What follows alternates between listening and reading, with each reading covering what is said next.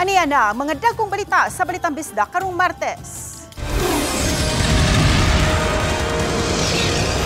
78 anyos nga lalaki patay, humandong gaba sa 60 anyos nga silingan nga iyang gitigbas. I promise to serve faithfully the church in this archdiocese. Alberto Uy formal nang giinstalar isip bagong arsobispo sa Subo. 12% nga usbaw sa bayranan sa tubig, ipatuman sugod ug mang-adlawa. Ug dakong sinkhole nakitaan sa isla sa Siquijor. Kini ang GMA Regional TV, Balitang Bisdak. Mayong hapon, ako si Cecil Kibod Castro.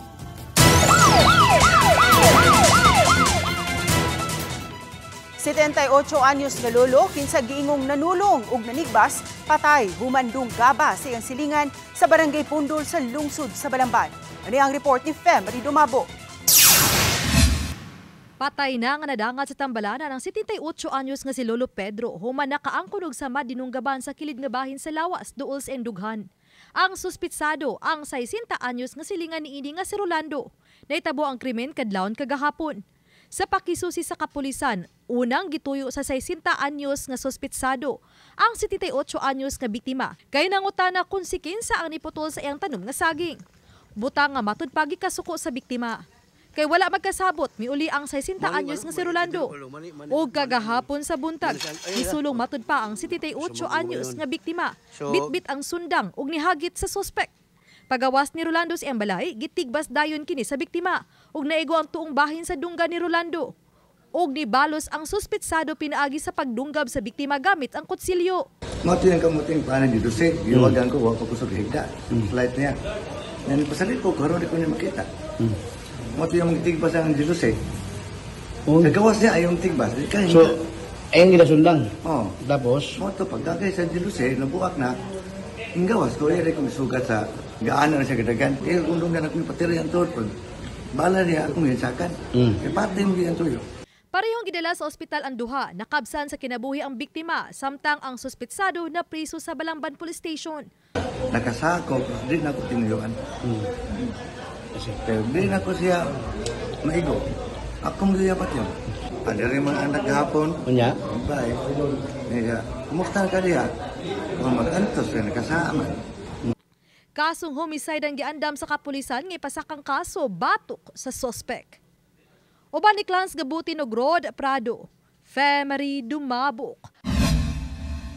Balitang Bisdak. Ang pagpaduol sa mga taong nanginahanglan sama sa mga binilanggo ang usa sa gihatagan ug gibug-aton sa paglingkod na karon sa ikalimang arsobispo sa Subo, Most Reverend Alberto Abit Uy. Samtang nanawagan siya og hugot nga pag-ampo aron mugawas ang kamatuoran sa investigasyon kabahin sa flood control project sa nasod. Ano ang report ni Alan Domingo?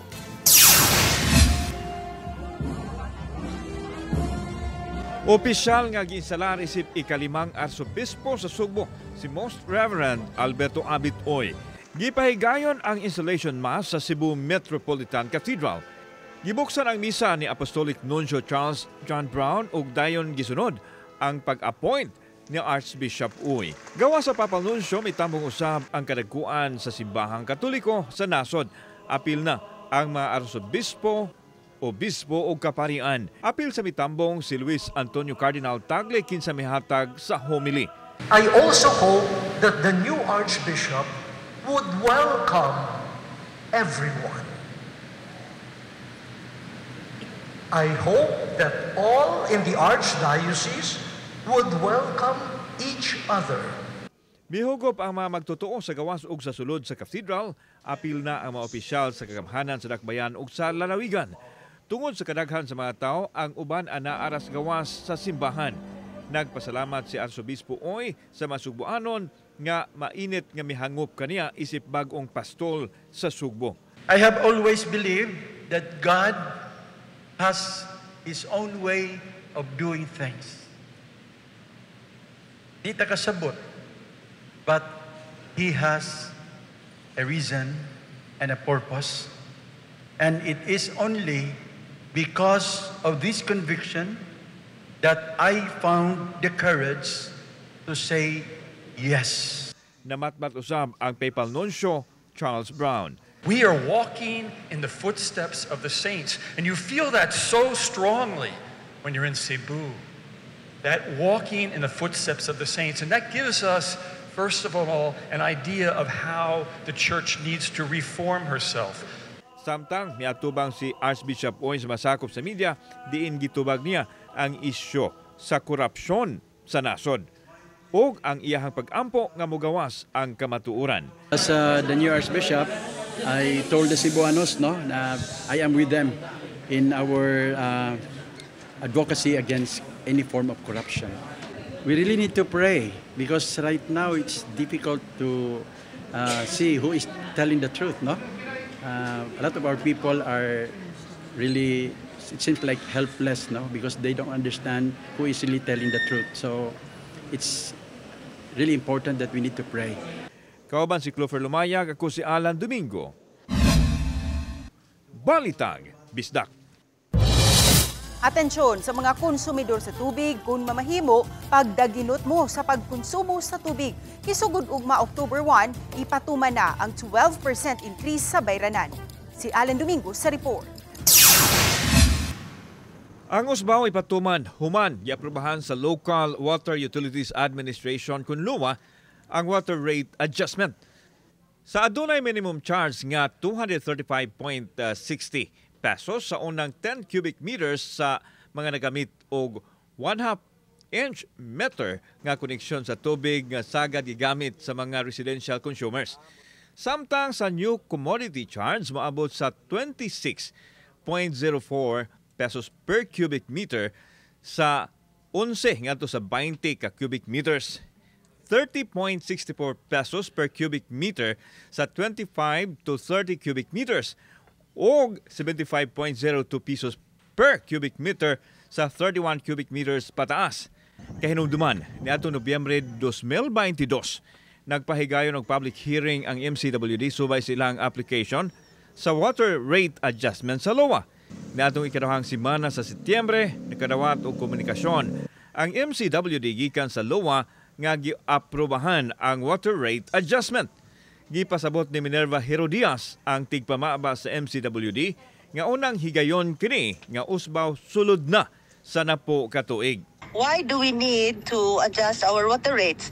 Ang MCWD is a non-profit entity, and we also do not have subsidy from the national or local government. So we are a self-sustaining entity. Naagian sa Balitang Bisdak si Lyndon Tabanaw nga niambit og tubig sa iyang silingan tungod kay wa kunoy aga sa MCWD taod-taod na sa ilang dapit. Nagkugang siya sa ipatumang momento nga matod niya dako ra. Wala siya kapugong sa pagpadayag sa iyang sentimento kay mosamot kadako ang ilang bayranan bisan og moagas o dili man ang tubig sa MCWD nila.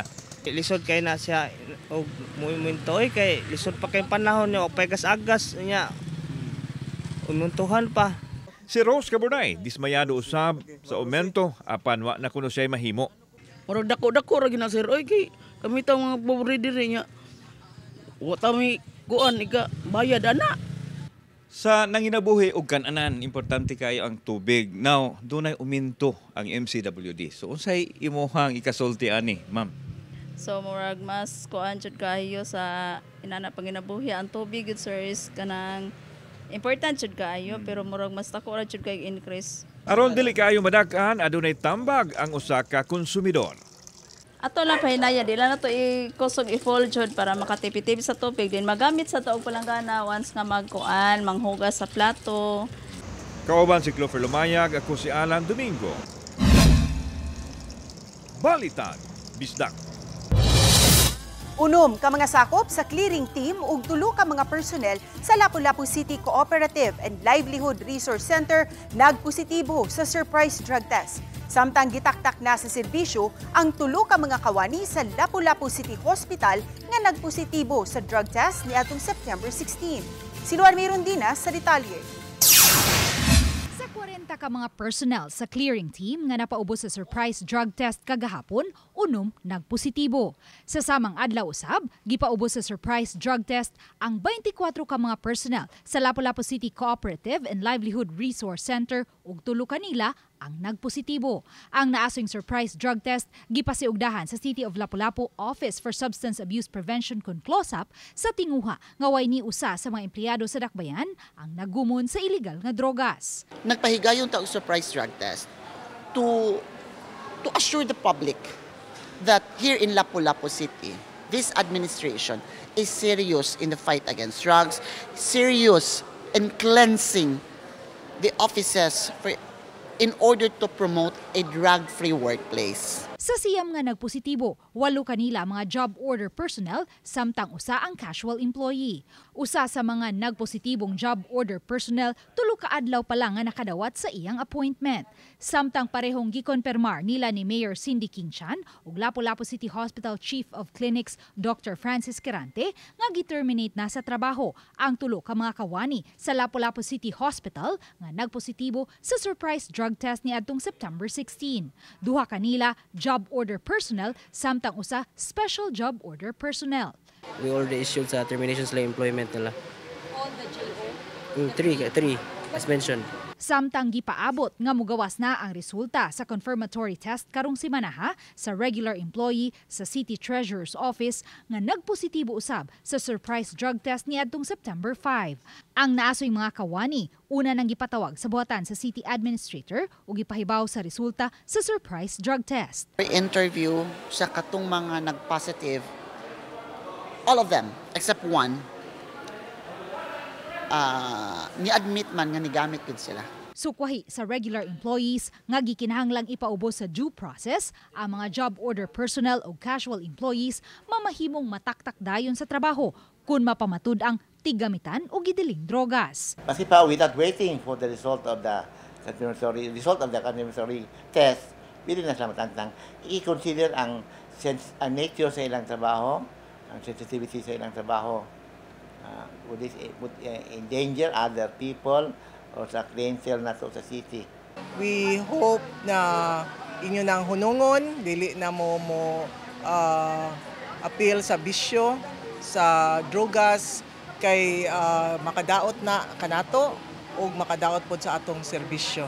And the city will not hesitate to terminate those that are found to be positive. Uban ni Marlon Melgazo, Luan Merondina, Balitang Bisda. Usa kadakong sinkhole nakitaan sa Basakan sa Bukirang Barangay sa Siquijor. Ang detalye sa report ni Fem Marie Dumabo. Kini ang sinkhole nga naa sa rice field sa Sitio Pilapil sa Barangay Napo sa lungsod sa San Juan. Daling gibisita sa mga taga MDRRMO ang lugar o gibutangan og yellow line. Tumong niini nga dili maduulan og mga tao o kalikayan ang disgrasya.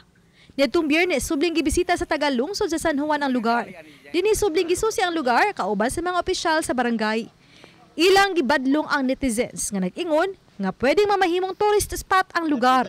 Itong sa ato ang drone na to nga video, patsada siya lang mo siya waterfalls pero makahadlok biya siya, no? Makahadlok kay siya sa ngatanan kay lalong gid siya si bako og mahugno pa ning uban nga areas dinhi sa kuan barangay na po. Dili gyud paduulan siya. Matod sa mayor sa San Juan, padayon pang gi-assess sa LGU kung asa nga bahin sa Basakan ang pwede pang magamit.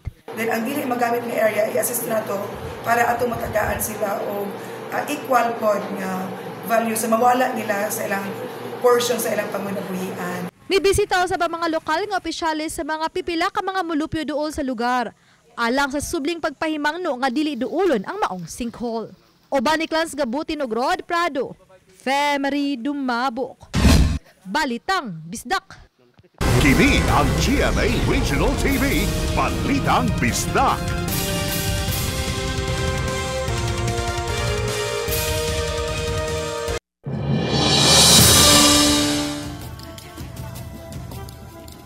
Minilyong kantidad sa mga school equipments, lakip na ang laboratories nga na-deliver na sa mga eskwelahan sa Mandawi na miligro nga dili mabayran. Nico, unsay problema sa pagbayad sa mong mga suppliers? Yes, mitumaw karon kining problema kabahin sa gingong miscalculation o sayop kuno nga pag-estimate sa pondo alang sa Special Education Fund sa Mandaue City karong tuiga. Kay medyo na dako-dako ang natagana nga pondo ang ubay-ubay sab nga mga proyekto ang ipatuman unta. Kini ang Science Laboratory sa Mandaue SPED School nga bag-uhay rang na-renovate ug nakumpleto sa tanan nga mga materyales. Apan wa pa kaayo gipagamit kay doon na pa'y issue sa pagbayad ni ini. Aminado ang principal, dako kaayo kinigtabang sa kabataan. Nakahibaw mi no nga tagaan mig science lab. Nalipay jud mi of course para sa mong mga bata, most especially kani nga school is elementary up to senior high school. So gamit kay siya. Muabot sa napo ka mga science ug robotics laboratories sa lain-lain nga mga public schools sa Mandaue. Ingon man mga solar panel systems sa lain-laing eskwelahan ug school kits para sa mga bata. Pipila kini sa napundohan karong tuiga gamit ang Special Education Fund kun SEF sa Mandaue. Ang SEF 1% sa real property tax collections sa syudad. Kaganihan nakig-meeting ang Mandaue City officials sa superintendent, supervisors ug principals kabahin sa issue. Sa unang budget estimate para sa SEF karong 2025 nga gipreparar sa kanhi nagduma, 744 million pesos ang pwede magamit. Apan dili di ay makabot ang projection sa maong pondo o gilaumang anaara sa 281 million pesos ang makolekta karong tuiga. Dunay 305 million pesos nga deficit. Miscalculation sa atong appropriation. Napiktahan din taon ang mga activities sa DepEd, palaro, mga division meet, science fair, mga press conference because wala na may kabayad ang city to these activities. Maunta na siguro unta. Lisod yun kay ang averaging lang nato sa collection nato sa SEF based sa atong collection sa real property mo range ra gud siya mga 300 kapin ra gyud. Di gay gyud ta mo dagan og 400 gani. More or less mga 300 kapin ra gyud na siya based sa atong kuan sa RPT. Giistudyuhan pa sa City Hall ang sunod nga mga lakang. Giawhag sab sa DepEd ang paghigot sa bakos o pagdaginot aron mas solusyonan ang problema sa pondo. Tun-an gid na kung which of those deliveries nga angay dawaton, angay bayran.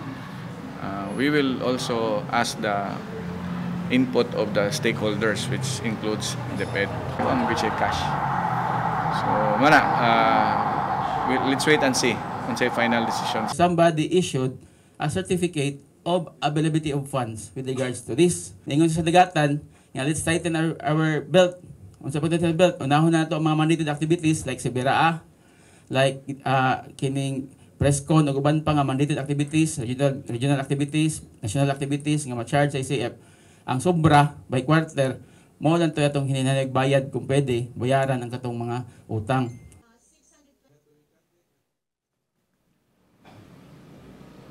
Ses usasab sa na-highlight kaganihan na pangutana ni sa mga principals o si mahitabo nining mga utilities sa mga eskwelahan, tubig, kuryente o linya sa internet tungod kay ang syudad o ang City Hall man ang nagbayad ni ini pinaagi sa SEF. Gipasalig hinoon sa City Administrator nga kapangitaan gyud kini paagi og i-prioritize gyud kini aron dili maapektuhan ang operasyon sa mga eskwelahan. Samtang gikatakda pa samtang mukha og habig sa mga kanhi nagduma ingon man sa mga sakop kaniadto sa local school board kabahin ning maong issue sa pagpreparar ni atong maong kontrobersyal nga budget. Ses?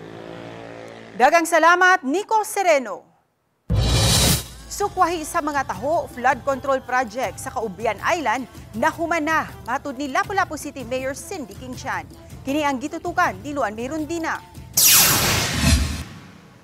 Tanong gibarugan ni Lapu-Lapu City Mayor Cindy King-Chan nga aduna gayoy napatuman nga flood control project sa Caubian Island ug hingpit gayud kining nahuman. Ang maong proyekto iya ni Cindy dihang nagsilbi pa siyang kongresista sa Lapu-Lapu City Loan District.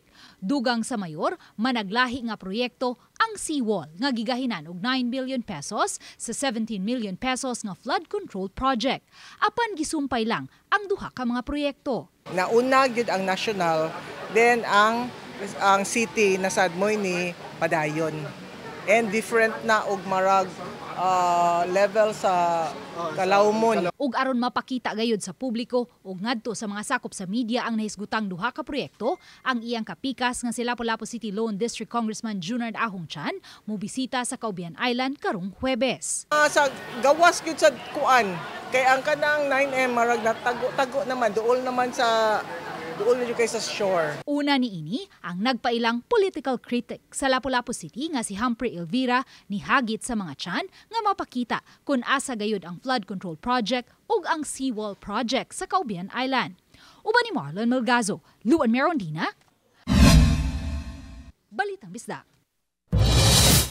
Pipila ka mga giingong bugaw ang gidakop sa mga sakop sa Toledo City Police Station sa managlahing barangay sa syudad niadtong Sabado sa gabii. Unang nadakpan si alias Ann, 26 anyos, nga taga Baybay City, Leyte, nga temporaryong nagpuyo sa barangay Tubod, Toledo City. Ang biktima usa ka 15 anyos nga dalagita nga taga barangay Poblasyon, Toledo City. Samtang nasikop usabang magtiayon sa barangay Luray 2 sulod sa usa ka motel. Nang bugaw matud pa sila sa usa ka 17 anyos nga biktimang babay. Matud ni Police Lieutenant Colonel Wilfredo Alarcon Jr., hepe sa Toledo City Police Station, nga ang maong proactive measure subay sa tinguha sa LGU nga wag tangon ang human trafficking sa dakbayan.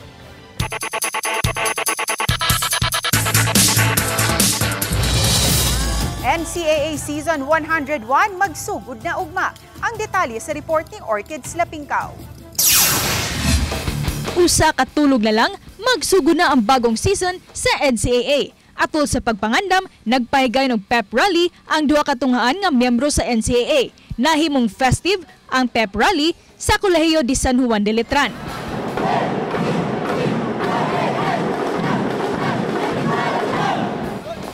Matod sa team nga usa kini ka big boost alang sa Knights nga unang muduwa sa basketball tournament. Sobrang support nila sa amin at iba yung expectation nila sa amin ngayong season.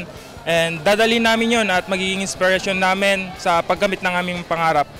We expect them to still continue the Arriba spirit. Our teams are learning from these experiences, these successes. Yung 101 belongs to Letran. Samtang nitambong sa pep rally sa gym sa University of Perpetual Health System Delta sa Las Piñas ang teams alang sa nagkalinglaing paugnat sa kusog. Excited sila nga sugaton ang Season 101 dungan sa pagsaulog sa anniversary. There's a saying that everything you touch will turn into gold. So this year, as we celebrate our 50th anniversary, I believe our players are ready to go for the gold. Confident but not too confident. Ano lang, nasa level lang kami na game at a time. Tsaka sobrang excited kasi madaming pumasok from juniors. Ako si Orchid Slapingkaw, Balitang Bisdak. Kini ang GMA Regional TV, Balitang Bisdak.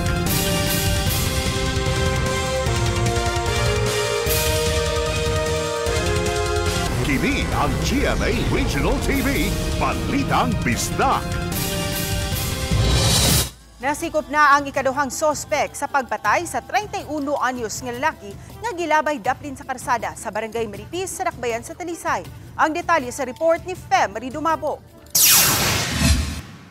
Atol sa anti-drug operations, nasakmitan ang 35 anyos nga sospek ug illegal drugs. Lakip na ang dili lisensyadong armas. Daligi pa sa Cordova Police ang ilang counterpart sa Talisay City sa pagkasikop sa sospek.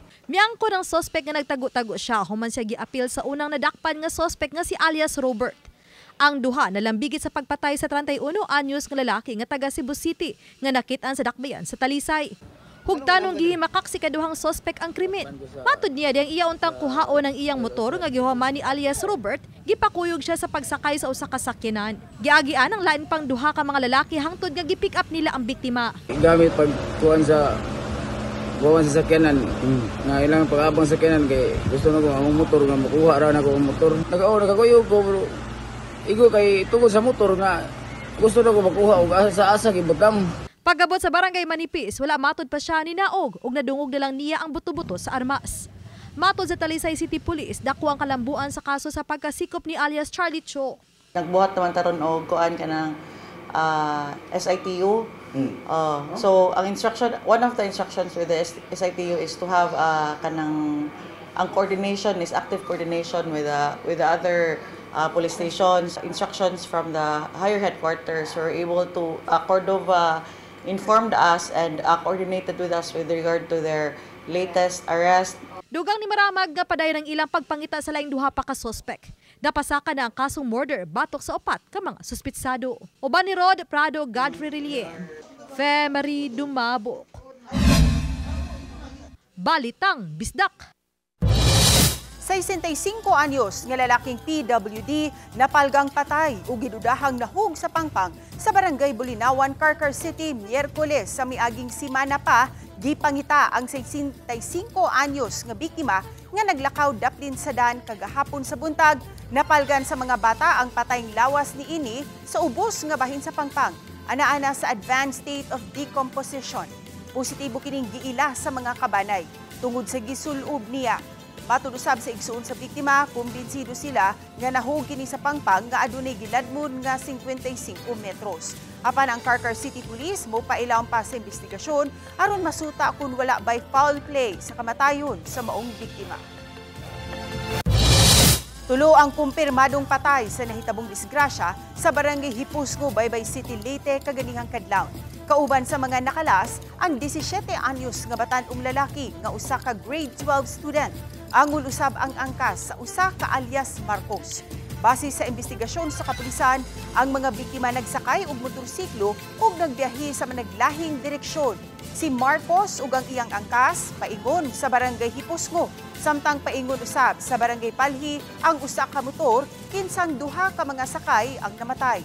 Pag-abot sa usa ka blind curve sa Barangay Hipusco, mi-overshoot ang motor nga gidrivean sa 17 anyos ug mitipas sa pikas linya. Dinhi hinibangga kini sa gikasugat nga motor. Padayon pa ang investigasyon sa kapulisan.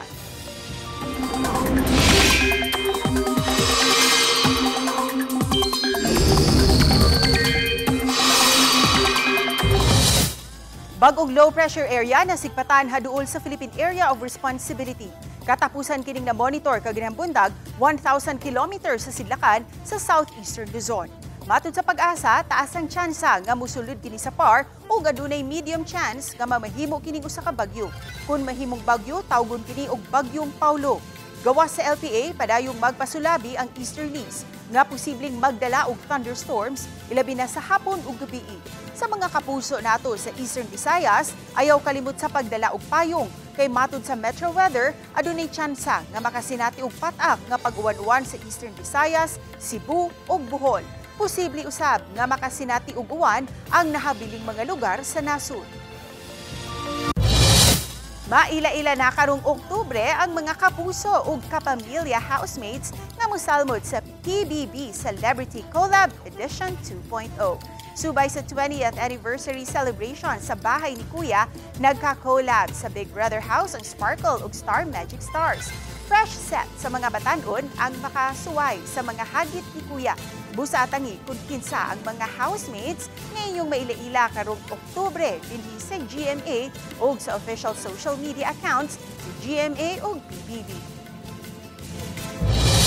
Ipabalhin sa Mandawi City LGU ang operasyon sa mga babuyan diha sa Barangay Mantuyog. Adunay hangyounta ang mga nagnegosyo ngadto sa syudad. Ang detalye ni Nico Sereno.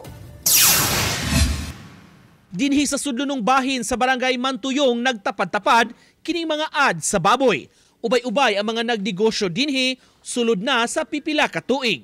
Apan karon, plano sa City Hall pabalhinon ang mga nag-operate og baboyan. Gimiting sa taga-barangay ug syudad ang mga nagnegosyo. Gipasabot ni Mayor Jong Kiuano kay nahimutang tapad gyud sa sapa ang maong baboyan, maunghayan nakaapekto kini. Matud pa, may moabot sa 18 ka mga nagnegosyo og baboy sa maong lugar. Dump good aning mga waste ba sa baboy ana diha kundi katay nila ja hugaw sad. So sila may mula sa most siguro na one of the cause because wa ko maingon na sila ray rason na ang kaning smell na to diri ba. So we're trying to develop ang kaniyatong reclamation area. Gikan sa Mantuyong, gitanyag sa syudad nga pabalhinon ang baboyan sa Barangay Labugon sa compound sa slaughterhouse sa syudad. Paabangon lang sila og minimal nga amount aron adto na mag-operate. Wa na mo balik kay allow naman nato sila dito with very affordable rates, no. Pasalamat sa ta na mo cooperate sila nato, of course together with the barangay officials. Dihang gikuhaan silang habig matod sa mga namuhi og baboy nang hangyo unta sila nga ma-extend bisan pipila ka buwan man lang. Bisa kutob na lang sa Disyembre yung taba. Among hangyo kay kalitan mo gumi nila og kuan nga rin niya wa di pa sa may andam utong mo kuan niya ang ihawan sa dito. Wa pa masagod makumpleto gud. Di na gid na siya angayan diya. Temporary naman sa gitna sila diya kay wa sa una wa pa to sila lugar dito sa slaughterhouse. Puno pa to sa una ba. So karon gitagaan na gid sila kuan sa bago nga administrasyon. Gitagaan sila lugar. Uban ni Cleofer Lumayag, Nico Sereno, Balitang Bisdak.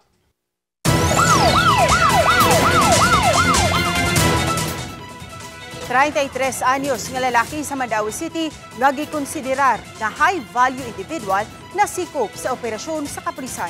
Nahitabo kini sa Barangay Subang Dako ni adtong weekend. Sa operasyon, nasakmit ang muabot sa 50 gramos nga balor sa gituhuang drogas nga mobalor sa 340,000 pesos. Gipasalig sa MCPO nga padayon ang hugot nila nga pag-track down sa mga high-value individuals nga bulto-bulto nga makadispose og illegal nga drogas. At ang iunya sa Encantadia Chronicle Sangre, gisugo ni Zaur ang iyang mga sundalo sa pagpangita sa mga brilyante.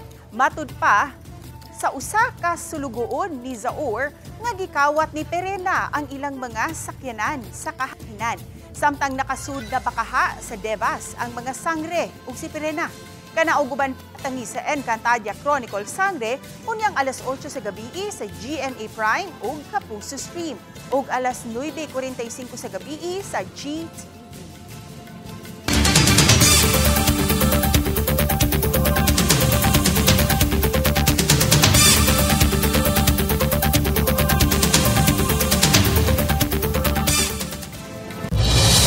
Kami ang GMA Regional TV, Balitang Bisdak. Kinatibukang puwersa alang sa mas dakong misyon ug mas halapad nga pag-alagad sa nasod. Mga kapuso, 86 days to go na lang ug Pasko na. Maayong hapon kanatong tanan.